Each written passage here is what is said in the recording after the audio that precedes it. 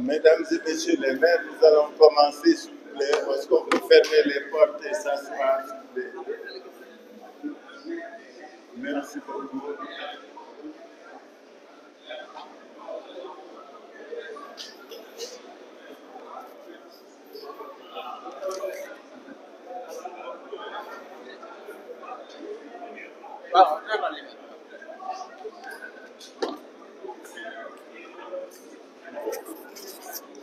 Merci beaucoup.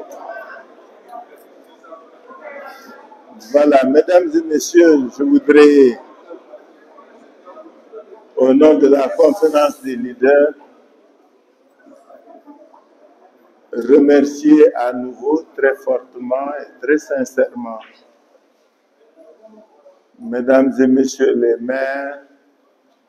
et présidents de conseils départementaux qui se sont, ces 5 derniers jours, réunis ici pour discuter avec nous, échanger avec nous autour d'une plateforme d'accompagnement, de capacitation, de réflexion que Yewwi Askan Wi a décidé de mettre en place pour que nos responsables au niveau des territoires puissent porter le projet Yewwi Askan Wi.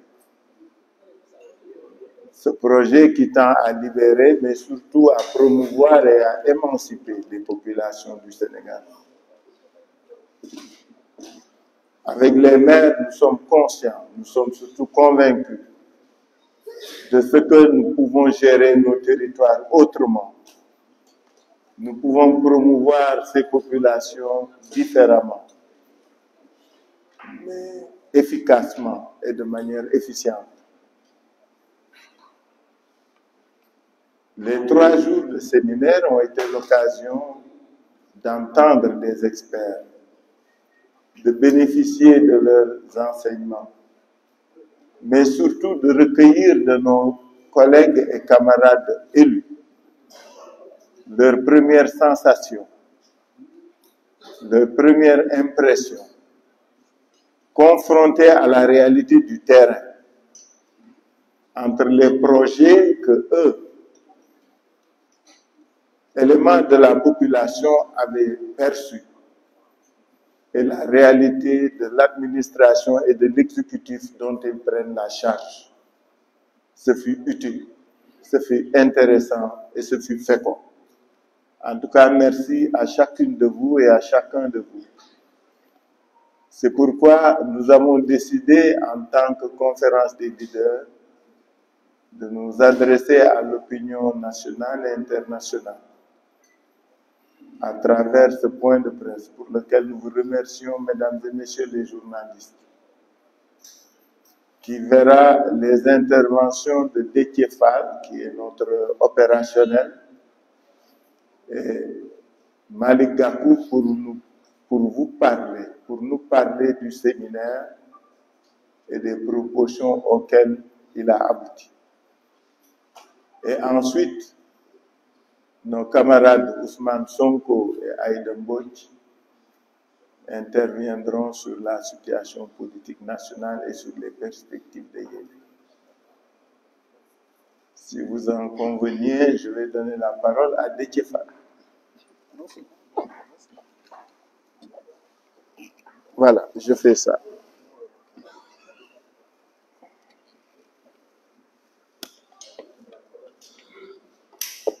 Merci beaucoup, Monsieur le Président de la conférence des leaders de Yewwi Askan Wi, le Président Khalid Mohamed Sall.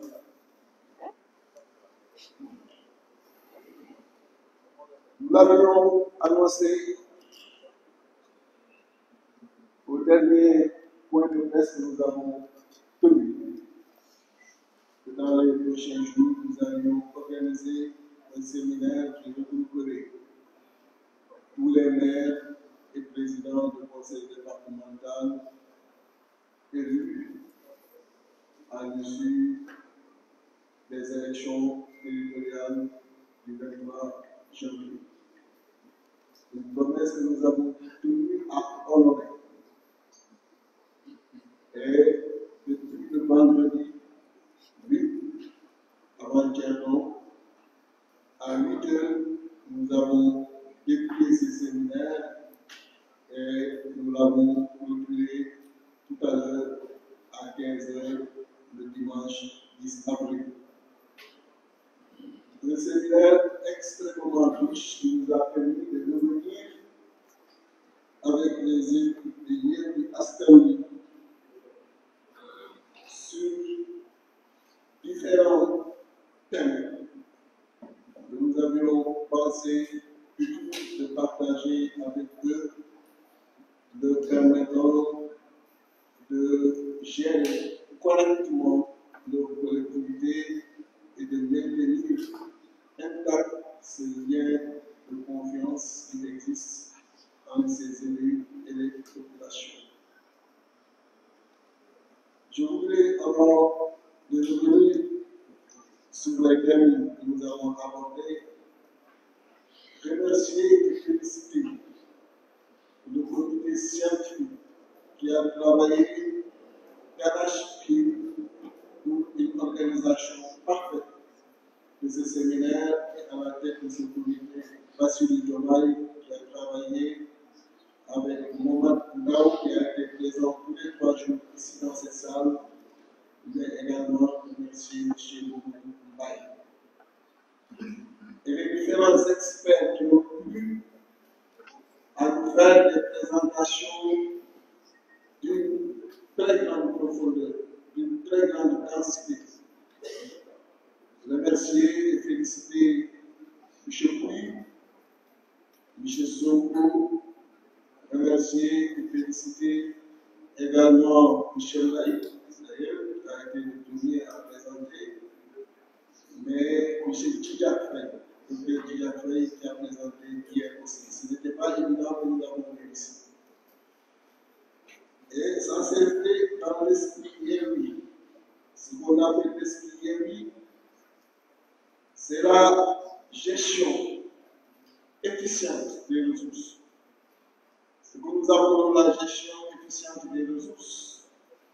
c'est que quand le projet a été avancé, initié, le budget initial était de 8 500 000 francs. Et nous avons voulu profiter de tous les bienfaits des mois de carême et du Ramadan. C'est pourquoi nous avons cherché l'intersection des deux et choisi des jours qui nous permettaient de faire le séminaire sans pour autant engager énormément de dépenses. Et de 8 500 000, on est tombé à 50 000 francs. Et c'est ça l'esprit Yewwi, une gestion efficiente des ressources. Et vraiment féliciter tous les leaders qui ont travaillé sur l'intersection, c'est indéniable, comme dirait le mathématicien.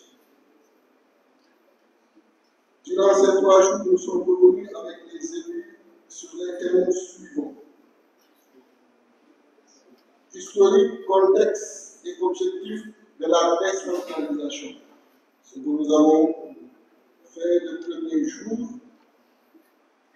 et revenir sur l'organisation et le fonctionnement des collectivités territoriales. On a parlé des communes, des départements, des villes. On a parlé de l'organisation du fonctionnement des bureaux, des commissions. On a parlé de l'organisation et du fonctionnement de la gestion administrative, mais également des relations qui doivent exister avec l'autorité administrative, le comptable public, les services techniques déconcentrés et l'ARD. Et un exposé d'une grande grande profondeur, je l'ai dit tout à l'heure, a été fait par M. Mbaye et ça a permis aux différents séminaristes de se rendre compte de l'importance qu'ils doivent apporter et accorder à la gestion de leurs différentes collectivités. Le deuxième jour, nous avons également travaillé avec les experts sur les mécanismes de financement des collectivités territoriales et développement local. Et nous avons parlé nécessairement des transferts de l'État, nous avons parlé des impôts et taxes, nous avons parlé de la coopération décentralisée, mais également des autres ressources et mécanismes de financement pour permettre à nos élus de savoir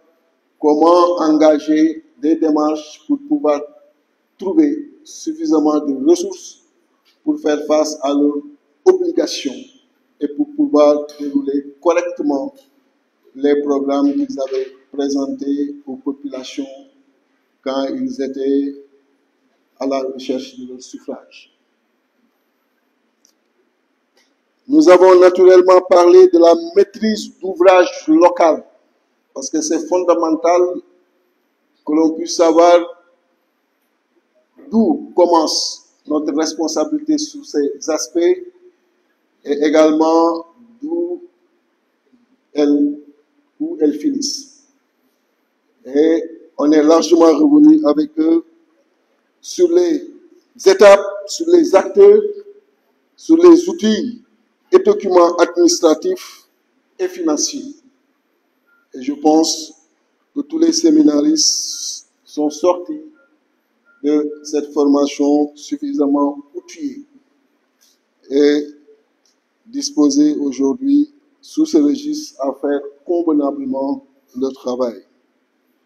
Nous avons également parlé du cycle et gestion budgétaire des collectivités territoriales face aux défis de transparence et de la participation citoyenne. Et sur ce thème, nous sommes revenus sur le cycle et le calendrier budgétaire, sur les principes et règles budgétaires, sur la préparation du budget, mais aussi sur l'exécution du budget, sur les modifications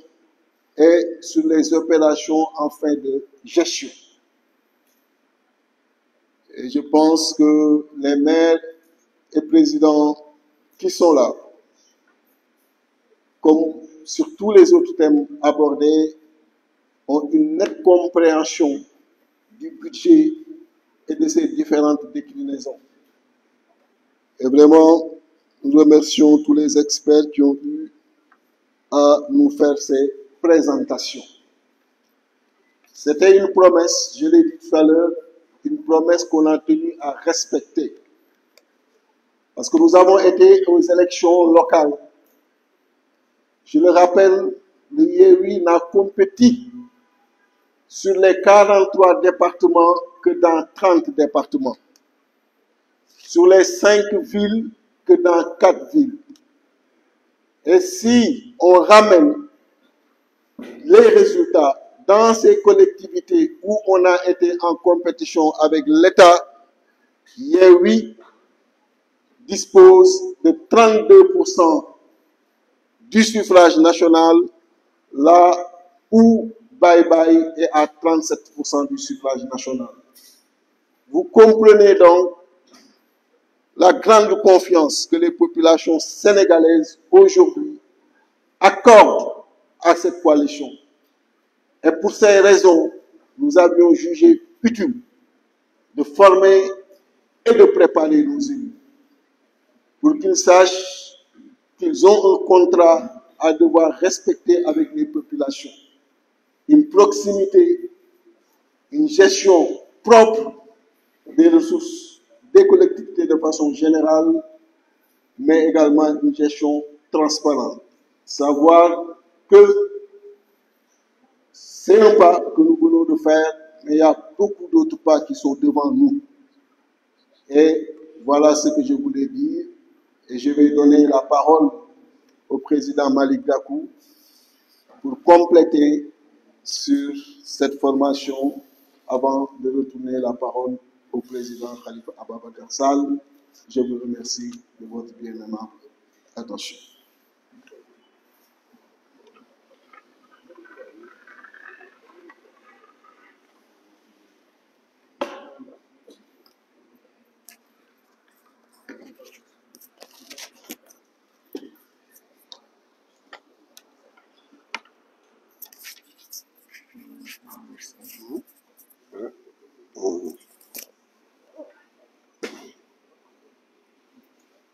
Je voudrais vous remercier,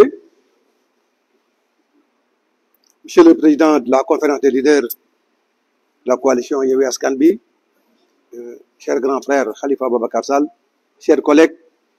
membres de la conférence des leaders de la coalition Yewwi Askan Wi, cher président de département, maire de la coalition Yewwi Askan Wi,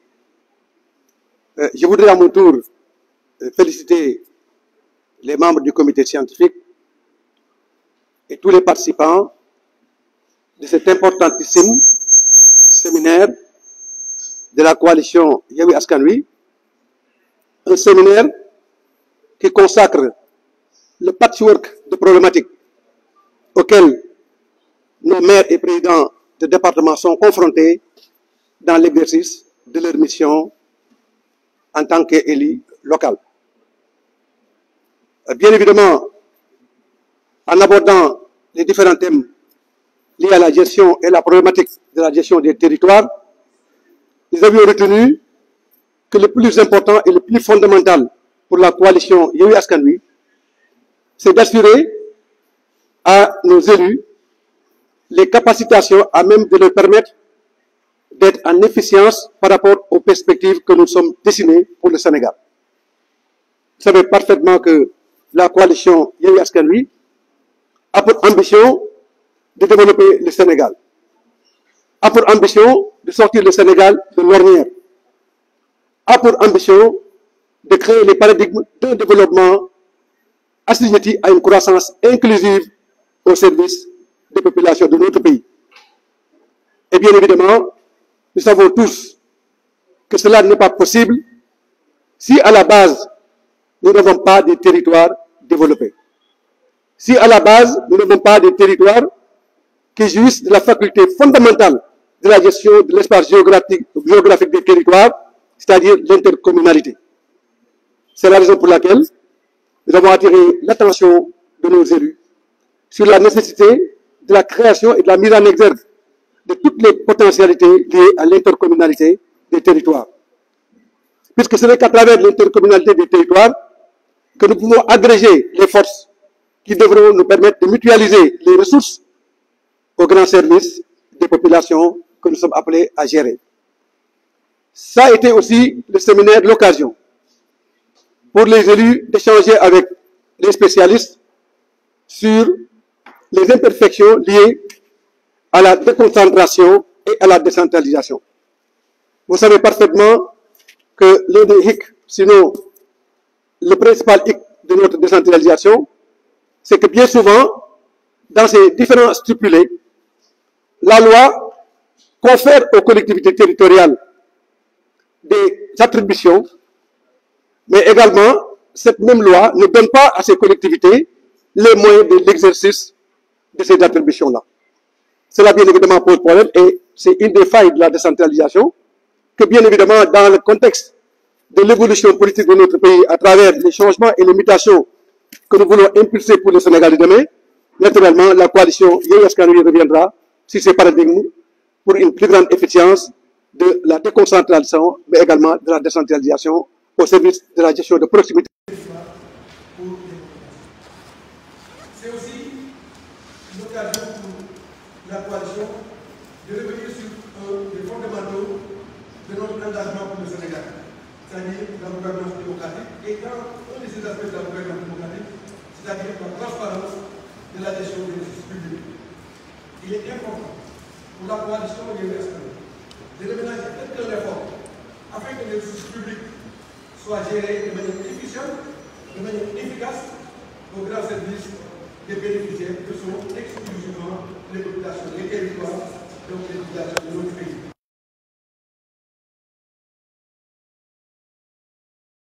Nous ne pouvons développer le Sénégal si nous ne mettons pas un accent particulier sur le développement des territoires. C'est la raison pour laquelle, lors de ce séminaire,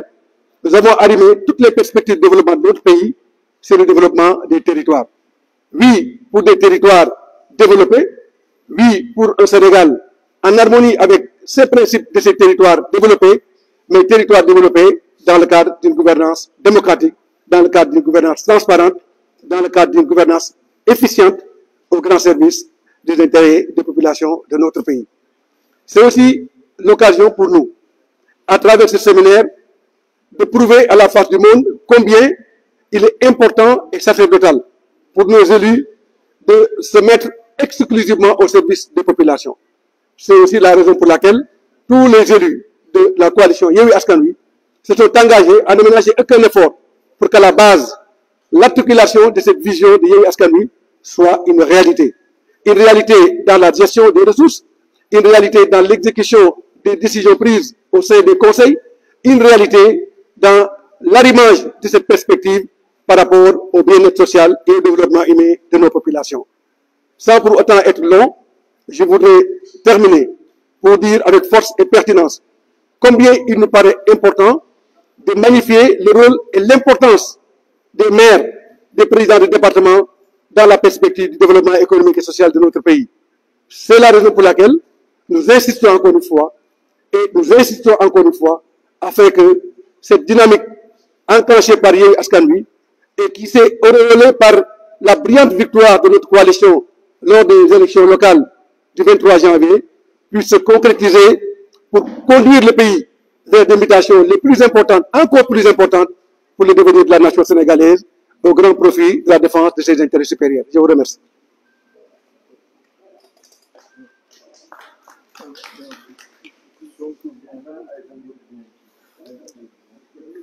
C'est bien.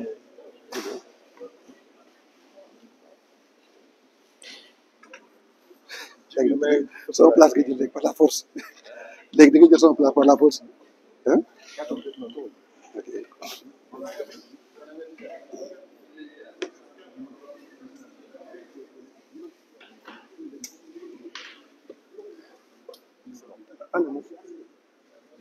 Non. Habib ñëwal nii. Non Ousmane mën toog nii ñëwal nii. Demal.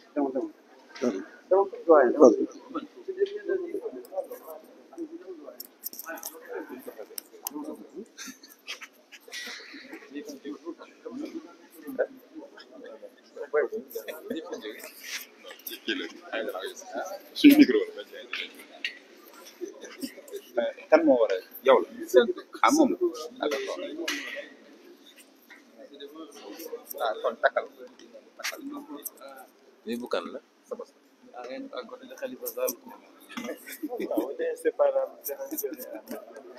bro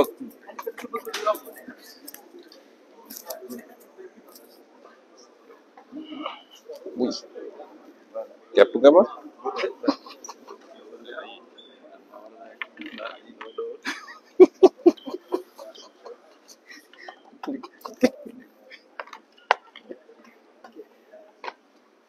merci beaucoup. Bonsoir à tout le monde. Je suis chargé de traiter une partie du deuxième point qu'on doit aborder et qui est l'émanation de ce séminaire et des actes qu'on a posés avant celui-là. Bon, d'ailleurs, ça, version Wolof bi laa waroon njëkk a def. Il y a un ambassadeur qui dit que je suis un terroriste parce que je refuse de faire la version française dans mes conférences de presse. Kon gannaaw bi ma leen nuyoo yéen ñëpp ma wax ni ñaareelu pàcc bi la ñu war a traité man ak honorable Aïda Mbodj muy li nga xam ne dafa toftalu ci li ñu waxtaanee ci séminaire bi waaye annoncé woon nañ ko ay jamono ci gannaaw. Yewwi Askan Wi coalition politique la bu dëgër, coalition politique boo xam ne dañ ko lal ci ay ponk, ay gor bokk ko, waaye it ñu lal ko ci ay jubluwaay yu leer naññi yoo xam ne mooy objectifu coalition bi. coalition Yewwi Askan Wi mooy li gën a màndargal ni ki ñu faloon mu fàtte li ko fal ba jàpp ni moom dafa donn ba tax mu ne lépp luy opposition ci réew mi dina ko faagaagal, te li gën a màndargal ni loolu lajj na mooy Yewwi Askan Wi. ndax leer na ma ni tey fu mu toogoon ñu tegal ko boolu ceeb bu baax sax bu xelam demee ci Yewwi Askan Wi rek boo moytul mu suur. kon léeg-léeg spéculation yi am wala ñu bindloo ay nit naan Yewwi Askan Wi léegi mu tas, rivalité diggante Masamba ak Mademba, yooyu ay manœuvre politique la, waaye ñu dalal xelu sénégalais yi ni kóolute gi ñu am ci Yewwi Askan Wi, kóolute googu ñun ñii ñu ngi sàmmanteeg moom parce que responsabilité la. te non seulement fi mu nekkoon ma nga fa ba léegi, waaye nu mu tuuti tuuti lu ëpp fukk ak juróom ci ay parti politique ak ay organisation déposé nañu seen candidature pour mun a ñëw yokk ci Yewwi Askan Wi. looloo tax nag ñu jàpp ni mënuñu rek ne fal nañu ay nit, xeex nañu dem ci élection fexe ba ñu fal ay maire, pare nañ ci maire bu nekk ñu bàyyi la ak sa bopp. bu ko defee xam nañu réew mi ni muy doxee, noggatu gu ñu yàgg di noggatu maire yi, yenn ci maire yi bokk surtout ñu delloo si loolu, wala lenn lu nit ñi di xalaat ni boo nekkee opposant nekk maire waroo mën a def dara ci sa maire yi. moo wax ni loolu amul tey amul ëllëg, au contraire man de yàlla def na ma maire, waaye gisuma ci àdduna kuy dund di noyyi ngelaw yàlla gi te mën maa tere ma def résultat yu mag a mag a mag fee ci Sicoor incha allah. parce que constitution ak loi wu dëkk bi dañoo jox ay attribution yu leer naññ mairie bi niñ ko joxee pouvoir central bi. maire bu sàggan nag ba pouvoir central bi ñëw jalgati loolu joggati la, yow yaa bëggul liggéey. waaye pour bañ ñu fragiliser suñu maire yi moo tax ñu ne nañ leen dajale ci kuréel gu bees goo xam ne bokkul ak association des maires du Sénégal bi ñu xam fii. parce que ñun dañoo am ay objectifs, dafa am lu ñu bëgg ci maire yi ñu dénk ak président conseil départementaux yi ñu dénk, dafa am nañ ci bëgg. ñu bëri ci ñun pour ne pas dire ñëpp sax dañoo ñëw àndaale programme bi ñuy ñëw. loolu du lu ñu tàmm gis ci élection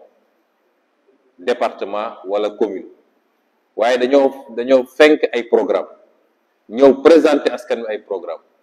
am yéene nag ni programme yooyu bu soobee yàlla dañ koy appliquer. ñu ne nag maire yooyu ak président conseil départementaux yi soxla nañu ku leen jàppale ci encadrement, ci formation, parce que loo gis rek da nga koy jàng ndànk-ndànk ba keroog ngay mokkal. moo tax ñu ne dañu taxawal benn kuréel boo xam ne objectif am bu njëkk mooy suñu maire yooyu faluñu leen rek fàtte leen, suñu président conseil départemental yi faluñu leen rek fàtte leen, suñu 81 élus yi bëgg nañu ñu continuer am benn lien bu étroit ñoom ak conférence des leaders, waaye ñoom ak coalition bi leen fal. te loolu mi ngi jaar ci ñu am benn plateforme boo xam ne dinañ leen offrir ay formation bii benn rek la woon wala ubbite bi rek la woon, mais régulièrement dinañ leen woowaat ci yeneen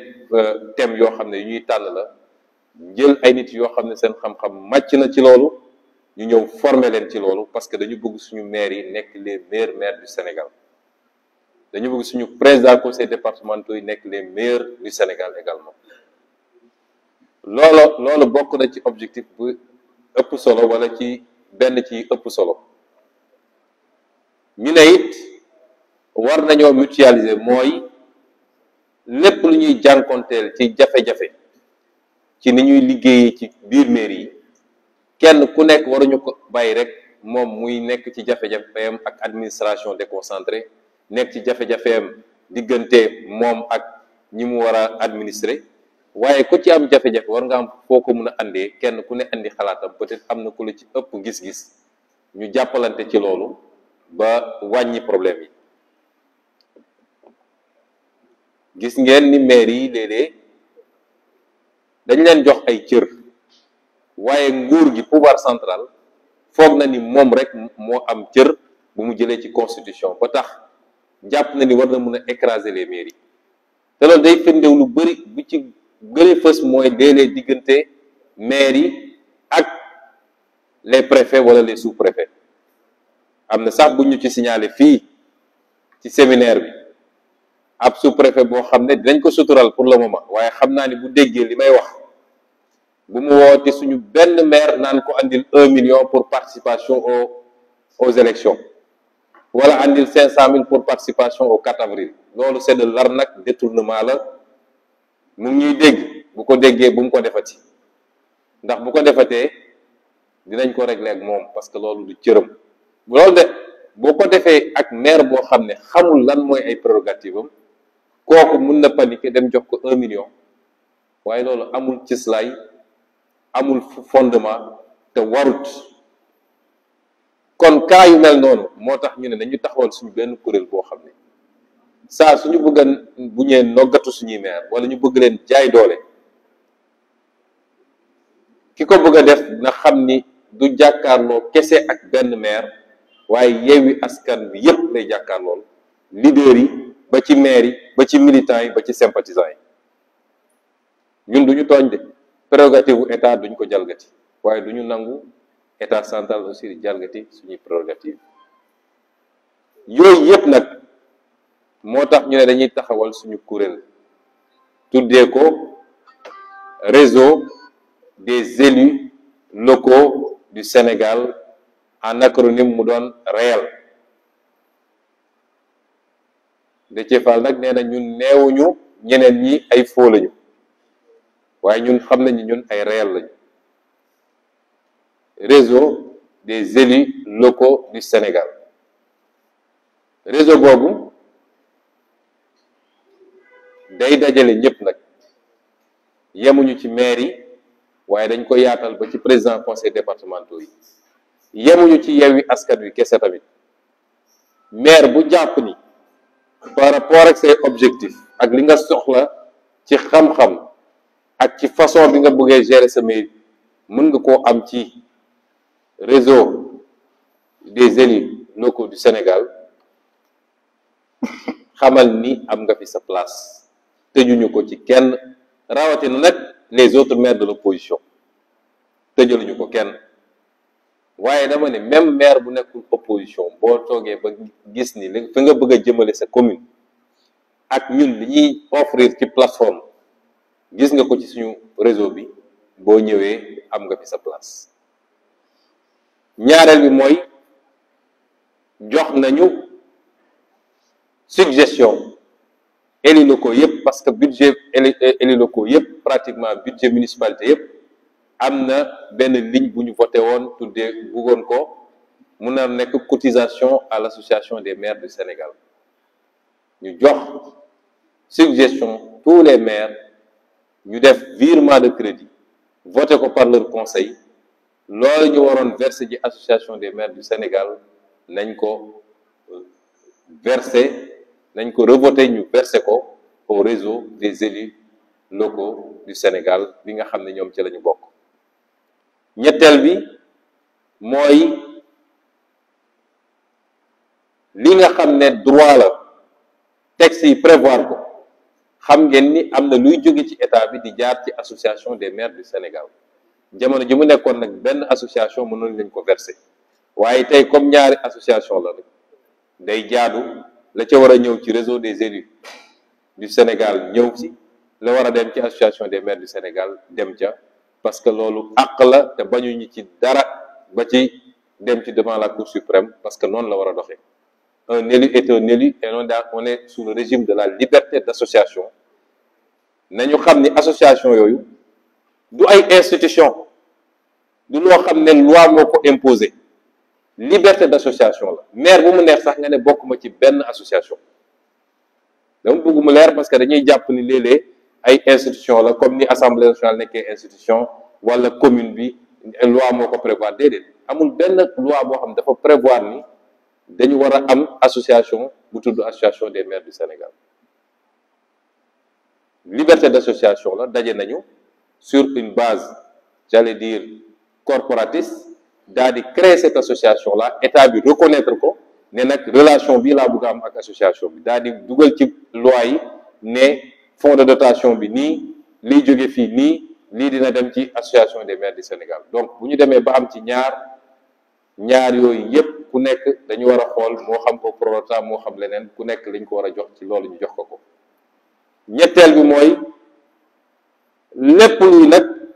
kuréel ci international. xam ngeen ni les associations des élus dañuy bokk ci ay kuréel, defe naa Xalifa moom xam na yooyu bu baax, spécialiste la ci. am na kuréel yoo xam ne ay CGLUA, am na yoo xam ne réseau africain yi la, am na yoo xam ne réseau francophone yi la, les maires francophones, am na yooyu yëpp nag suñu kuréel dina ci abonné, te jàpp naa ni mooy doon kuréel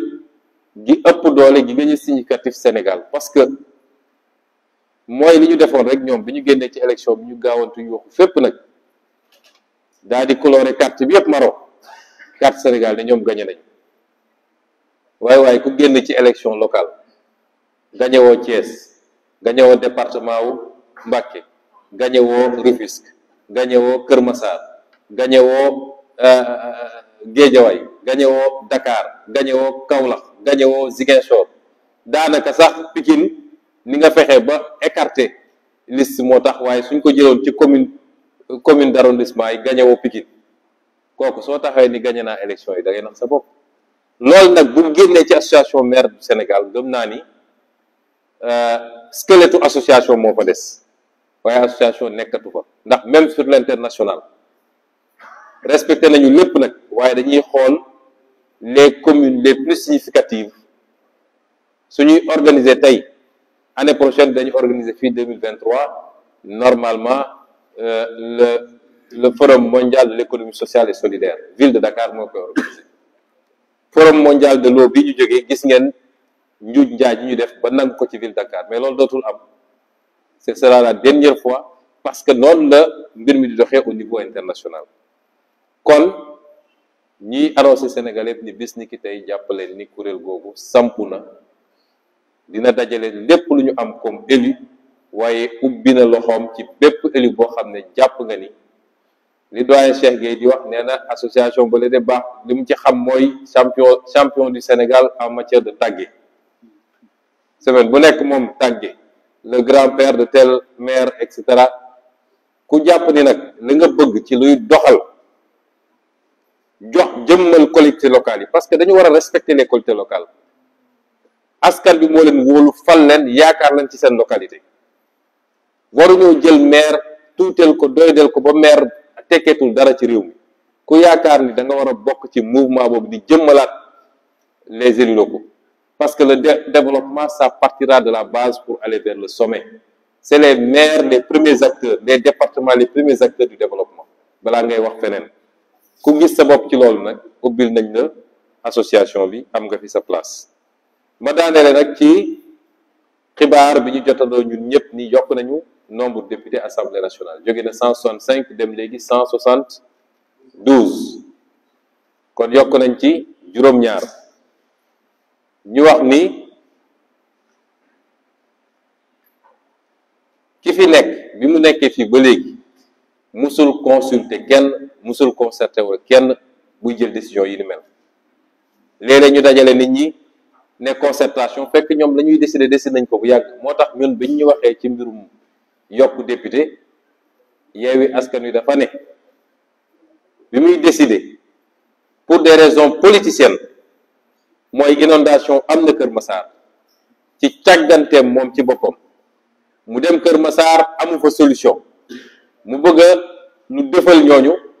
mu daal di jël une décision politicienne ne def naa Kër Massar département boobu concerté wuñu laajuñu suñu xalaat waa Kër Massar si boppam laaju leen seen xalaat bi mu demee nag ba ñu war koo jëmmal mu yaakaaroon ni loolu mu def noonu dina tax waa Kër Massar kontaan ba woteel ko mu gañe mu dem foofu ñu duma ko ba sëlëm ko fa ñu ne léegi dañu war a dem élection législative naka lañ koy doxale mu gis ni nombre de députés bi ñu am actuellement posé le problème parce que foo def département nag war koo jox un nombre de députés mu bëggoon ñun ñu jël responsabilité ne dañuy yokk ñu ne ko suñu yoon newu ci ba nga koy def laajooñu débrouiller pour xam nooy def ak say député mu dem ne yokk na léegi nombre de députés yi yokk na ci juróom-ñaar ñu wax Sénégal yépp ni décision la moom donc du suñu décision waaye nag lañ ciy yokk te di ñaan Sénégal yépp exiger loolu mooy yokk député bi warul tax ñu yokk fukki dërëm ci budget assemblée nationale parce que budget bi ñu jox assemblée nationale dafa ëpp fi mu toll nii li ma leen di wax dama koo xam ndax député la gisuma njëriñ gu assemblée nationale njëriñ Sénégal ci ni muy doxee ci actuellement nii ba ñu war koo jox ay milliards et milliards député boo kii budget boo xam ne ñoom ñu yor majorité di ay député séddoo lañ fa nekkee suba ak ngoon séddoo li may wax nag mun nañ ko démontrer tey li ñuy yokk ci payooru député yi saa yu Moustapha Niasse di fay député yi jël 200 000 yokk ko ci enveloppe 200 000 yooyu boo ko multiplié par 165 députés 33 millions la 33 millions munoon na créer 25 députés yu bees ñu leen di fay chacun 1 million 300 te duñu yokk enveloppe bi kon foo yokk 7 députés waru mun a justifier nga ne maa ngi yokki enveloppe bi sénégalais yi dañoo sonn xaalisu réew mi dañ ko yóbbu ci tabax école yi ci utal ndaw ñi liggéey ak ci am fulla waaye di fay ay politiciens rek yokk fay ay politiciens ñu nekk assemblée di tàccu naan ko aaye wal sa moome suñu Macky Sall waxoon nañu wote sax bu kenn noyyeti nañ ko wote su dee loolu rek fukki dërëm waruñu ko yokk ci budget assemblée nationale te loolu sénégalais yi ñoo ko war a njëkk exiger yokk 7 députés warul tax ñu yokk ay milliards ci député assemblée nationale naan dañuy jënd ay 4x4 yu bees dañuy yokk carburant bi dañuy yokk lii dañuy yokk lii mooy position Yewwi Askan Wi parce que ni ñu wax gis nga réew bu ndóolee ñàkk doole dañuy sakkanal li mu yor ñun xam nañ ni coalition la ñu suñu doole bëriwul moo tax ñu sakkanal ba def séminaire boo xam ne dikkeewuñu sax 100 000 francs te peut-être suñ ko yóbbuwoon feneen ak feneen wala am nañ ko doon defee mu dikkee ñu 8 millions noonu la ñu war a yore réew lañ ciy génne ci bénéfice nag ñu dugal ko ci njëriñ loolu daal la ñu bëggoon wax di lancer un appel nag ci état bi ndax mairie Kër Massar Sud bâtiment bu maire bi di dugal mairie bi sax amuñu ko fi mu toll nii te lépp li ko andi mooy parax bi ñu def découpage boo xam ne baaxul amul benn bâtiment administratif à Kër Massar Sud benn bâtiment administratif dañoo obligé ñoom dem ci seeni pexe bopp dem louer ji un bâtiment en dehors de la commune de Kër Massar loolu gàcce la comme nag état bi moo yàgg jël des dispositions amoon na sax un programme bu ñu tabaxal mairie yu bëri un bâtiment moom mi gaawantu def découpage boobu na góor-góorlu ba defaral commune Kër Massar Sud un bâtiment digne de ce nom ba ñu mën a liggéey ñu ngi sàggane ba pare di créer des retards ba ñooñu mënuñoo liggéey lañ ca jublu nag xam nañ ko mooy dañuy xëy rek ne commune bi doxul délégation spéciale duñ ko nangu de mairie la boo xam ne Yewwi Askan Wi moo ko gagné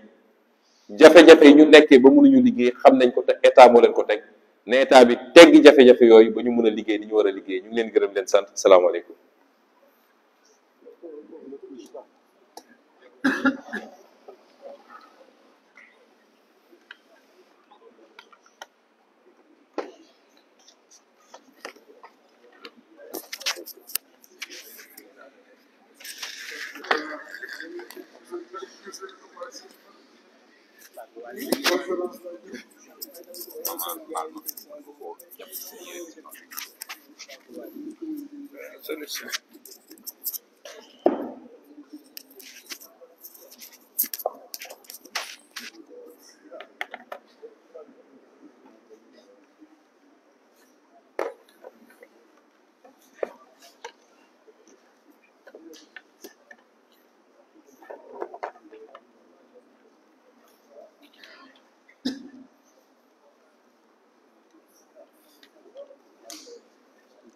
asalaamaaleykum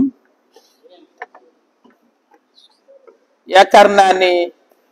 li ci am solo ñu waroon ko wax yépp wax nañ ko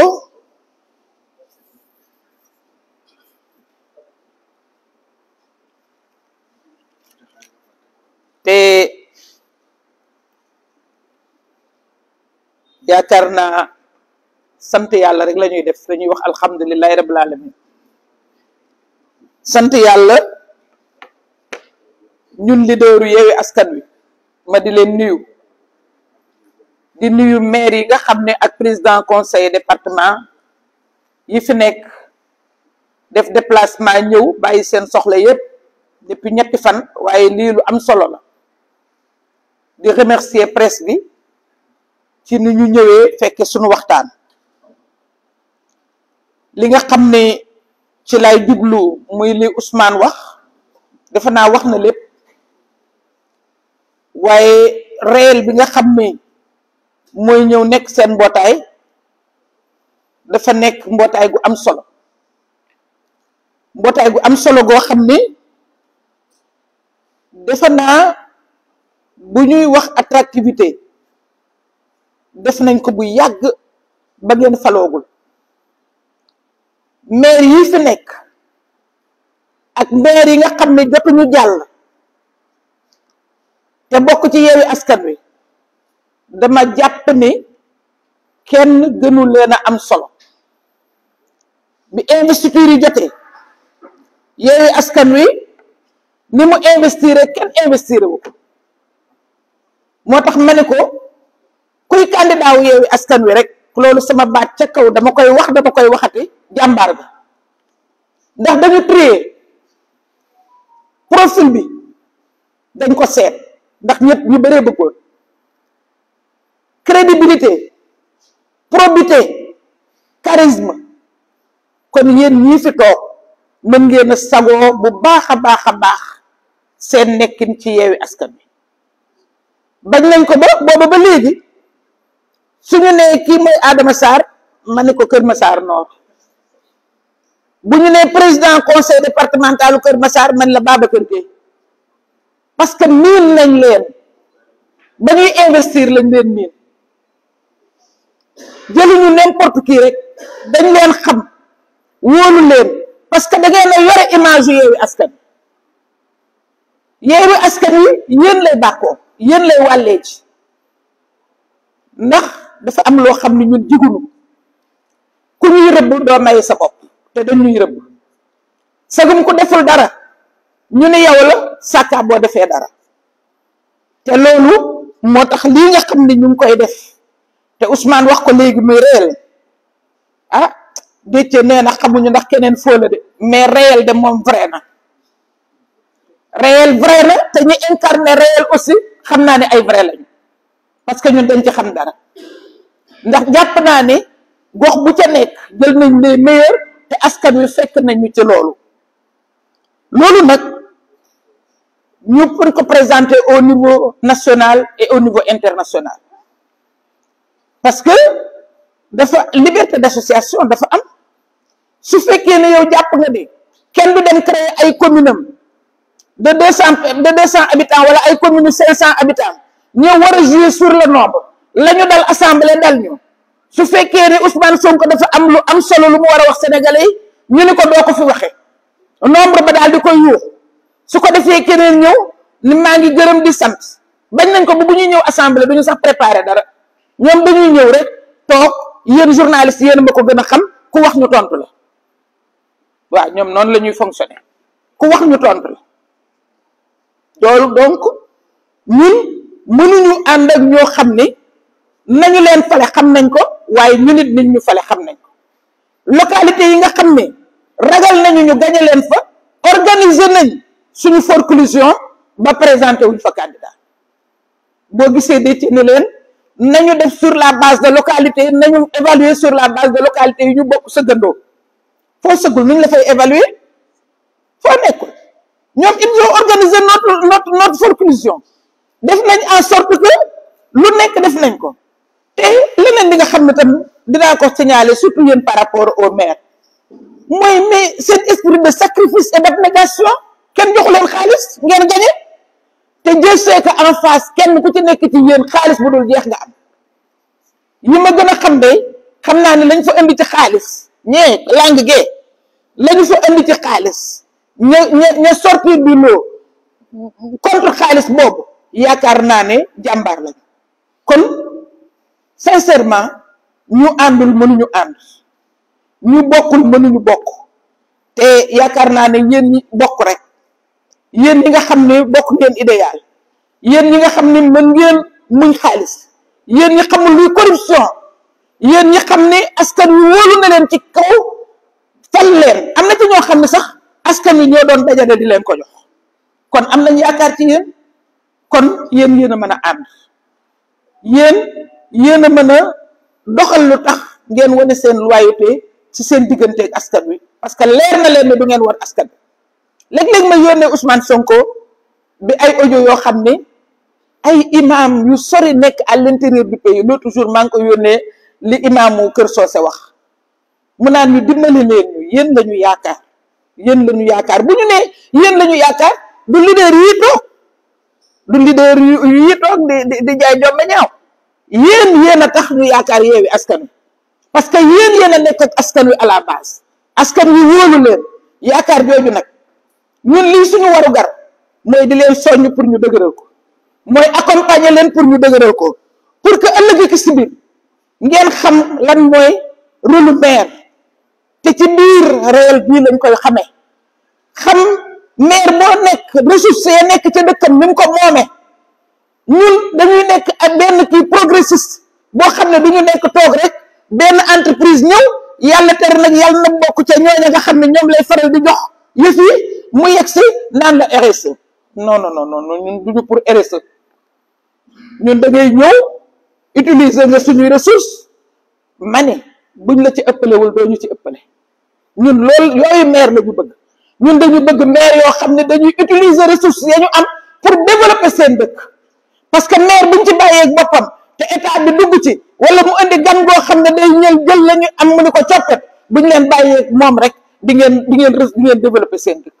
te xam naa ne jàng ngeen fi te di ngeen continuer jàng loo xam ne loolu dina leen ko may donc je pense que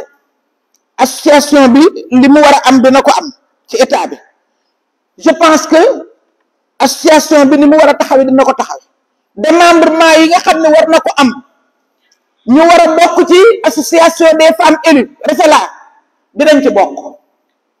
association yi nga xam ne au niveau international am nañ ko muy CGLUA man la borom CGLUA ngi nii toog moo doon président bi li tax ma ne Macky Sall gëmul Union africaine gëmu ko bi muy dindi Khalifa Sall boobu moo doon président des maires d'Afrique CGLUA même ka nekkoon Maroc yore siège ba defe naa Gabon la moo ko fa tegoon bi may def samay recherche pour sama doctorat dem fa ba mu ñëwee Khalifa rek la ma doon laaj ay xarit rek la fa am waaye teewul nee naay moo jiite Union africaine nañ def ba xam maire yi ci Afrique ba mu dajeeg ñoom dina leen wax lan la def seen président bu dee AMF itam dinañ ca bokk parce que nag moom it am na kàddu AMF yegg na ci AMF ñaar rek ciy bokk maire capital bi ak maire président bi xam nga ban président la ñuy tànn fii waaye dina bokk AMF ndax moom maire bay ànd su ko defee ñun Khalifa daf ñu defaloon avantage parce que bi ñu ñëwee mu am une masse critique de femmes ndax la parité de la noyée daf ko ne nañ yokk femmes yi représentation femmes yi mais temps boobu même maire Centrafrique bi nga xam ne assuré woon na intérim mu présidence de la République en tant que maire de Bangui rek lañ ko jële woon mais Sénégal moom yóbbu woon nañ ñeenti jigéenu maire pour effectivement jëmmal la parité kon mesdames messieurs les maires dama leen di encourager di leen féliciter di leen wax ni il faut ñu dëgër ngeen sax parce que dëgër moo tax ngeen mën a yegg si ba fii dëgër moo mën a tax ngeen nekk maire dëgër moo mën a tax ngeen satisfaire yéene ji nga xam ne askan wi yéene nañ ko yéene jooju nag tey la raw la nga xam ne moo doon suñu warugar ci askan wi tey la raw te ñu ngi compter ci yéen pour que loolu askan wi am yaakaar ci ñun mu bañ a yàkkeeku Ousmane a ngi wax léegi siège u Yeumbeul Sud ma Kër Massar Sud du Kër Massar Sud rek mais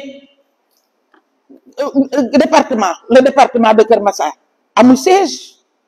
donc Jaxaay commune amul siège doo nouvelle création Cheikh Gueye doo nouvelle création Cheikh Gueye yàgg nga fi kon nag dañuy wax par rapport ak nouvelle création c'est-à-dire boo gisee ñuy relever loolu moo di dafa am lu ñu bëgg a gëmloo nit ñi te damay féliciter waa Kër Massar parce que lim leen doon naxee c'est-à-dire que écoute yooyu muy faral di naxe nit ñi dañ cee gimmi léegi yeewu nañ ci dañ lay defal maire ay ca maa leen ko defal de na ngeen xam ne man la ay ca andi couleur parti ñu ni ko bëgguñu ko ñun dañuy dem fa yaakaar ji ëpp loolu moo tax Kër Massar Yewwi Askan Wi jël ko au la main maa ngi leen di féliciter bu baax a baax bu boobaa nag dañuy àndandoo ñun ñëpp parce que association bi association boo xam ne solidarité moo fi am association boo xam ne dañuy séddoo information association boo xam ne lien yi ñu am dañ koy dëgëral bu boobaa dañuy xeex wuti ay siège te loolu na ci seen xel dal yaakaar naa ne ñoom bu ñu déggee lii dinañ xam ne ku mën dara sa famille day déggoo loolu wala fa koy wax ku mën dara sa famille day déggoo waruloo jékki-jékki rek ca baxal ñu ay maire créer benn affaire bëgg ñu fustiger ko duñ ko fustiger ndax xamoon nañ ne ñun ci ñun la jëm si waaye nag moom ma ko def na assumer conséquences yi accompagnement bi na ko def na leen taxawu ba li ñu war a am ñu am ko nekk d'égale dignité ak seen morom yi nga xam ne ay conseil de département lañu ak ay mairie lañu te moom toujours noonu lay def day def lu mu mënul bi muy yokk député diaspora bi mais jàpp na ni diaspora bi favorable na ko tàgguwunu la veille ñu ngi nekkoon en session la veille wax nañ ci élection yi le lendemain la ñu ñëw ñu andil ñu texte bi ne dañuy yokk 15 députés de la diaspora 1165 tàgguwul kenn bii yoon ñun dañ ko dégmate rek yéen ñii yéen a ñu ko wax ndax le ministre de l'intérieur mësul woo Yewwi Askan Wi ci concertation pôle yi nga xam ne defoon nañ ko ca dialogue national ba muy pôle de l'opposition pôle de la majorité pôle de non-aligné moom la maintenir ba léegi suñu amee chance am kenn ci pôle yooyu koo xam ne bokk na Yewwi Askan Wi daf ñuy informer à titre informel je dis bien mais liewul Yewwi Askan Wi parce que mësula wooy Yewwi Askan Wi mësula invité Yewwi Askan Wi te Yewwi Askan Wi du fa dem pour naan day wax au nom de l'opposition au nom de quoi duñ ko def namuñu dara moom su soxlaa renforcer la démocratie soxla dialogue soxla waxtaan un dialogue sain et démocratique soxla xalaat parce que sama gars ñi de mën nañoo nekk ay consultant jàmbaar lañ de donc bu ko soxlaa na leen woo yónnee leen correspondance en bonne et due forme mais woowul kenn mieux li ngeen ci jot a am yéen presse bi moom xëy na dina ko ci am à travers vous mooy bu ngeen ñu laajee dañ leen ne d'accord nañu de ndax am na loo xam ne mënul a ñàkk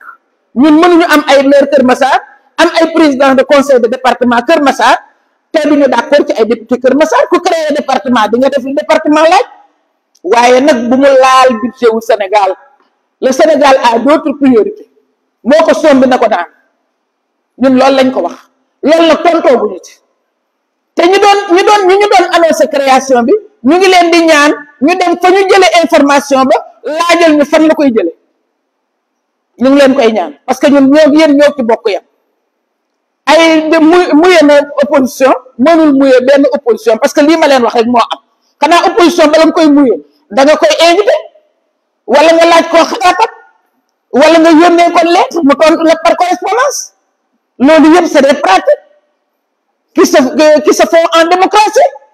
mais ñun suñu démocratie boobu mooy loolu benn buur a fi am di ko lu ko neex lay def lu ko neexul mu bàyyi ñu di ko ci seetaan nag ñu di ko ci seetaan parce que nguuru yàlla rek moo dul jeex donc li nga xam ne mën nañ koo wax moo di ñun ñu ngi koy seetaan ak loolu am na conditionnalité bu ñu tegoon mooy d'accord am na loo xam ne mënu la ñàkk ay ratio la ñu defoon ratio yi département bu ci toll effectivement foog ñu yokkal la député am na créé nouvelle création foog ñu jox ko ay député mais fan la koy jëlee nañu ko wax parce que laaj nañ ko te tontoogul kon ñu ngi leen di gërëm di leen sant di leen fàttali ne Yewwi Askan Wi projet la li ñuy laaj ba ci parrainage bi léeg-léeg ñu laajte ni Yewwi Askan Wi ngay parrainer wala lan ngay parrainer waaw Yewwi Askan Wi la ñuy parrainer xam nga lu tax ñu koy parrainer li mu bëggoon du ko am kenn du ko bàyyee terrain bi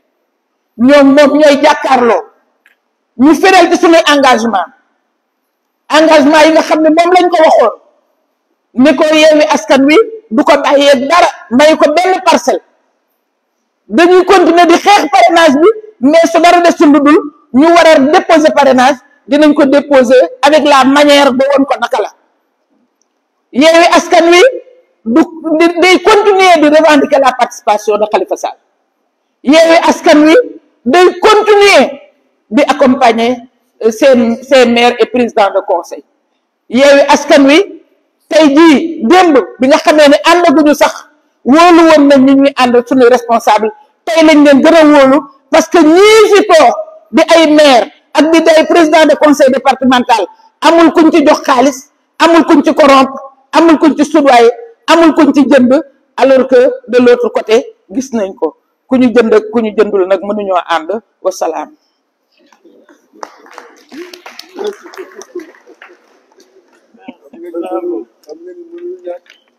Merci encore une fois. Attendez, Ousmane Sonko va reprendre en français son lettre. Ah, ok. D'accord. Hein?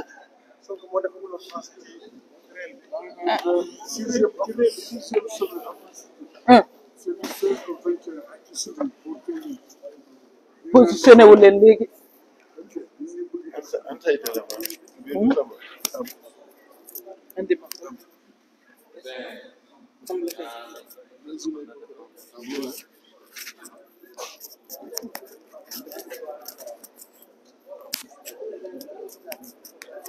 Bien, rassurez-vous, ce sera moins long, puisque le doyen Habib Sy m'impose de faire la version française, en roulant les airs, bien sûr, pour faire un peu... Alors,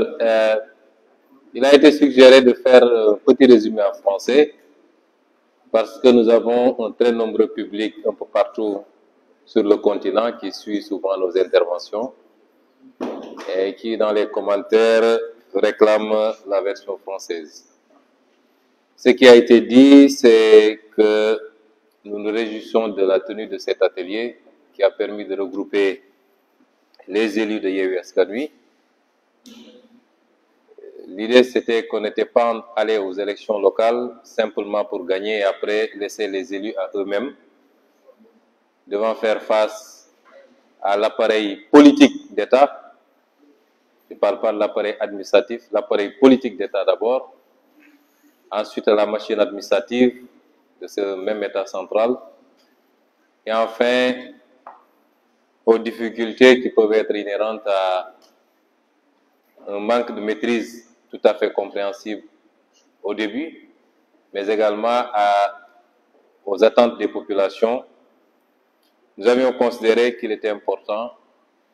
de continuer cette logique de solidarité, de regroupement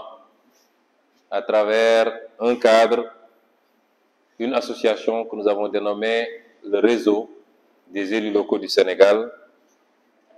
qui diffère de l'association classique qu'on connaissait, l'association des maires du Sénégal,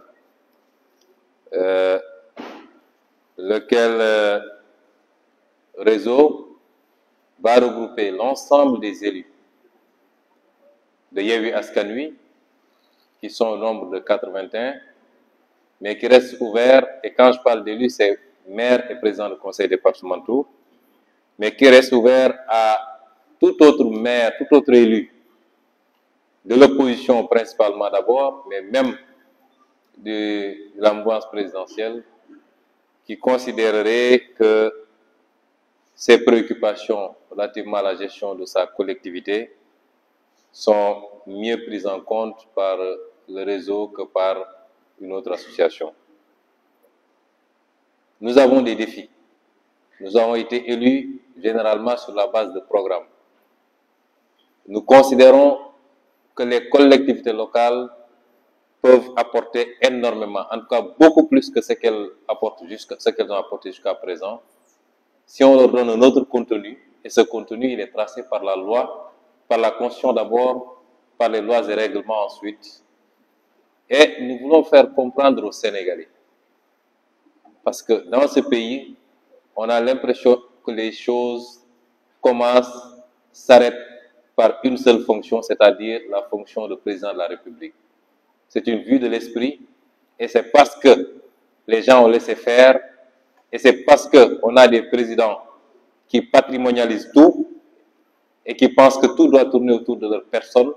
qu'on en est arrivé à cette situation et à ces impacts très négatifs sur le développement. Parce que le développement doit se concevoir à la base. C'est pas pour rien qu'on est passé du concept de collectivité locale au concept de collectivité territoriale. C'est les territoires qui doivent impulser le développement. C'est les territoires qui doivent être le premier maillon, puisque c'est des entités homogènes de manière socioculturelle et des entités qui s'établissent sur un espace géographique avec des compétences bien définies par la loi, d'abord par l'acte 3 de la décentralisation, le Code général des collectivités locales, qui définit 9 domaines de compétences, mais j'ai tendance à dire que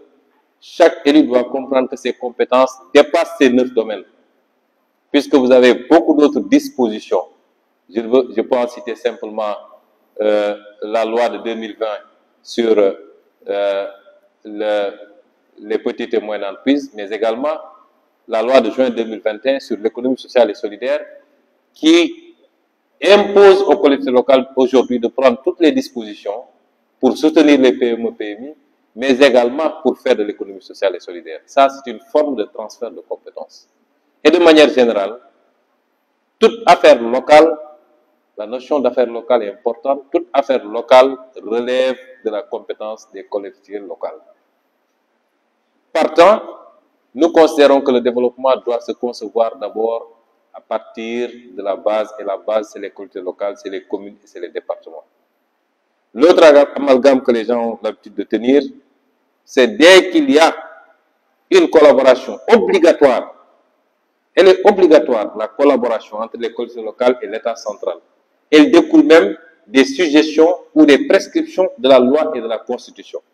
Mais vous voyez le gros titre, Barthélémy Diaz t'a la main à Macky, ou Macky t'a la main à Barthélémy. Non, ce ne sont pas nos personnes, c'est les institutions. Et ces institutions sont obligées de travailler. Nous sommes dans un seul pays, un seul territoire qui s'appelle le Sénégal. Une commune ne peut pas être une entité indépendante, détachée du reste du Sénégal. Il faut qu'on arrête ces raccourcis. L'État est obligé, l'État intervient aujourd'hui à Ziguinchor, dans le cadre du PACASEN, dans le cadre du Promoville, dans le cadre, il est obligé de travailler avec le maire de Ziguinchor. Il ne peut pas venir dans une commune, faire abstraction de celui qui a été élu dans cette commune et dire je vais décaper du goudron. Moi, l'État qui viendra le faire chez moi, je m'opposerai parce que ça ne se passe pas comme ça. Et donc, cette collaboration ne veut pas dire que les gens se rejoignent politiquement. Ça n'a rien à voir. Et c'est fort de tous ces constats que nous avons décidé de mettre en place cette association qui prendra sa place dans le landerneau associatif sénégalais, puisqu'une association, c'est la loi sur la liberté d'association. Aucun maire n'est obligé de s'abonner dans une association. Il faut qu'on soit très clair. Un maire peut dire notre mairie n'appartient à aucune association. Et aucune disposition de la loi n'a dit que les maires devaient se retrouver dans le cadre d'une association. C'est parce que les maires, à un moment donné, ont éprouvé le besoin de le faire que la loi a dit nous allons, pour collaborer avec les mairies, les entités,